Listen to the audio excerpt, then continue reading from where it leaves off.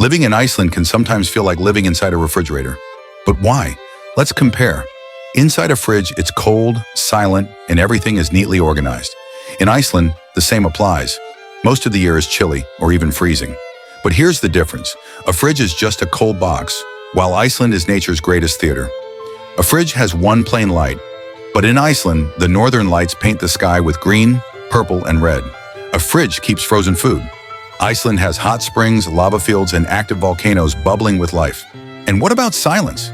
Yes, the fridge is quiet, and so is Iceland. But in Iceland, it's the peaceful silence of nature, the sound of waves, the wind, and birds singing. Most importantly, in a fridge, you are alone. In Iceland, there's a small but warm community. People trust each other, and doors are often left unlocked.